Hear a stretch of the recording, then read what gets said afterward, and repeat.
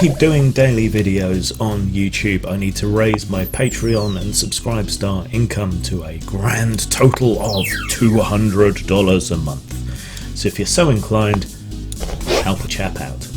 Zang.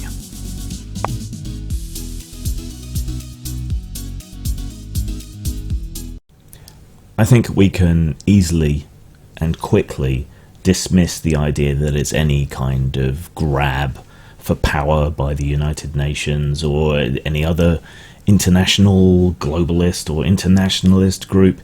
It's a non-binding UN resolution for a sort of direction for the 21st century for the countries of the world. But like I say, it's non-binding. It has no power in law whatsoever. Everyone who signed up to it was just kind of making a vague hand-wavy promise that, yeah, we'll keep these things in mind as we move forward into the future. And that's literally it. So even if it were somehow interpretable as advocating for the destruction of human beings or, you know, population reduction or... So this is it. We're going to die. Chipping everybody or anything like that, you know, you would kind of expect it to be binding, right? Which it isn't. So you can forget all that for a start. Furthermore, I'm unaware of any effective conspiracies that have sent out press releases. And the UN sent out a big press release setting out the principles and so on from Agenda 21, because it's a fairly hefty document for all that it means nothing. About 350 pages in PDF form, 350 pages of A4, a lot of it in sort of legalistic text, even though it's non-binding. So yeah, it's a bit of a slog, a bit of a read, but it's really the opposite of sinister. If you look at what it's about, there's really 27 general principles, which I have here. I will summarize as best I can. Principle 1. Human beings are at the center of concerns for sustainable development. They're entitled to a healthy and productive life in harmony with nature. So it's about sustainable development, you know, ecological ideas that we all rely on the planet, we should all keep it together.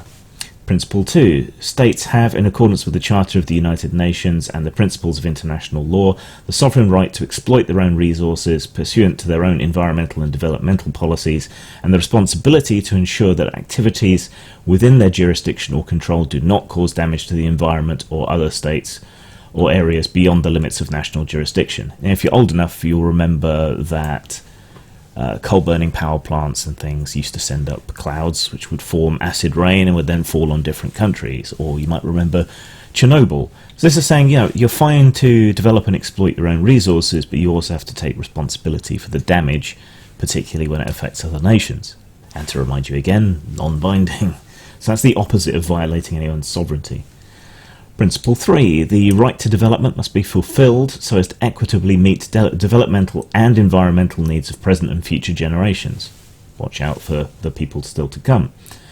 Principle 4. In order to achieve sustainable development, environmental protections shall constitute an integral part of the development process and cannot be considered in isolation from it.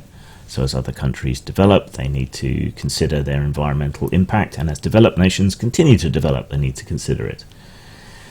Principle 5. All states and all people shall cooperate in the essential task of eradicating poverty as an indispensable requirement for sustainable development in order to decrease the disparities in the standards of living and better meet the needs of the majority of the people of the world. Let's try and make everyone have a little bit of a better life. I know. Terrible thing to claim. Principle 6. Makes allowances for developing countries to an extent, but that developed nations should help them out to address the issues of pollution. Principle 7. States shall cooperate in a spirit of global partnership to conserve, protect and restore the health and integrity of the Earth's ecosystem. So, yeah, the Earth is all of our concern. Let's work together to keep it healthy and fix it where it isn't.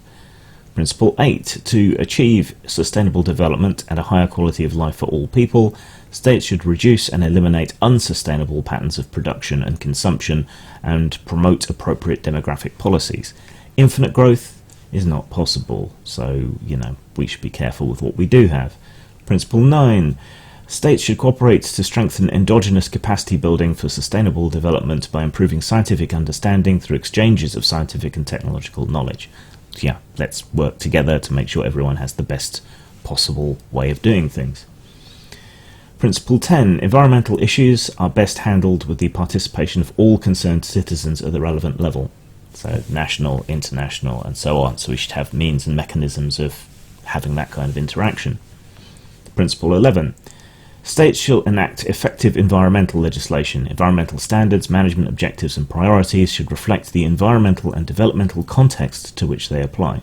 So country by country, resource by resource, ecological area by ecological area.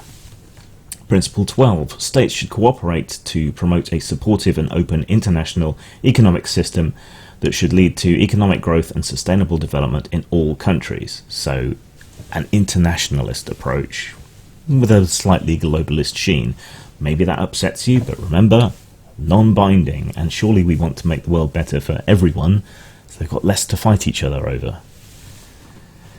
Principle 13. States shall develop national law regarding liability and compensation for the victims of pollution and other environmental damage. Sounds fair enough, right? Principle 14. States should effectively cooperate to discourage or prevent the relocation and transfer to other states of any activities and substances that cause severe environmental degradation or are found to be harmful to human health. So, let's try and not dump toxic shit elsewhere just because we can get away with it, basically. Principle 15. In order to protect the environment, the precautionary approach should be widely applied by states according to their capabilities. So, take steps to avoid potential environmental damage. Again, makes sense. Principle 16. National authorities should endeavour to promote the internalisation of environmental costs and the use of economic instruments, taking into account the approach that the polluter should in principle bear the cost of pollution. You spill something toxic, you have to pay for it, people are due compensation for having their lives disrupted by it. Seems fair enough. Principle 17. Environmental impact assessment as a national instrument shall be undertaken for proposed activities that are likely to have a significant adverse impact on the environment and are subject to a decision of a competent national authority. So take a look at things, only approve things if they're not going to harm the environment too much. Principle 18. States shall immediately notify other states of any natural disasters or other emergencies that are likely to produce sudden harmful effects on the environment of those states. So if your nuclear reactor goes boom, you have a responsibility to tell people bordering you to look out. What's the problem there? Principle 19. States shall provide prior and timely notification and relevant information to potentially affected states on activities that may have a significant adverse transboundary environmental effect. So again, things that cross over borders and cause damage to the environment elsewhere, not necessarily within your country. Principle 20. Women have a vital role in environmental management and development. Their full participation is therefore essential to achieve sustainable development. Treat women equally, in not so many words. So, fair enough. Principle 21. The creativity, ideals and courage of the youth of the world should be mobilised to forge a global partnership in order to achieve sustainable development. Get the kids turned on to environmental stuff, they're the future. Principle 22. Indigenous people and their communities and other local communities have a vital role in environmental management and development because of their knowledge and traditional practices. We can look at the bushfires in Australia for that. Many of the ideas and ways in which the land was managed by the Aborigines were curtailed, and look where that got us. Principle 23. The environment and natural resources of people under oppression, domination and occupation shall be protected. So don't let people blag everything when they invade a nation or otherwise screw it up.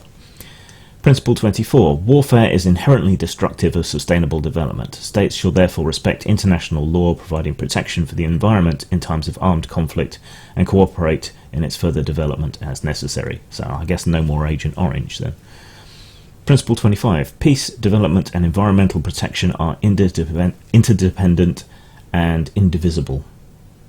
That seems to go without saying to me. Principle 26. States shall resolve all their environmental disputes peacefully and by appropriate means in accordance with the Charter of the United Nations. That's just a reminder that the UN Charter already covers that. Principle 27. States and people shall cooperate in good faith and in a spirit of partnership in the fulfillment of the principles embodied in this declaration and in the further development of international law in the field of sustainable development. Work together, let's figure this out between us. There is nothing sinister in that at all, and we do all share this one single Earth, and it does behoove us to take care of it and to take care of each other. And if you can't figure that out, and if you think there must necessarily be something dangerous about that, or the idea that looking after the world around us so it continues to sustain us is some kind of murderous overreach into eco-fascism, then there's not a lot I can do for you. It gives me a headache just trying to think down to your level. Zang. Postmortem Studios, role-playing games, and a lot more to die for. Post-mort.com. Monster misbehaving, planets needing saving, situations graven, I'll form the head. The enemy is clever, we're smaller but whatever. When we put it together, I'll form the head. Y'all can do the treading, swing energy machete. If combination's ready, I'll form the head. I'll form the head. I'll form the head.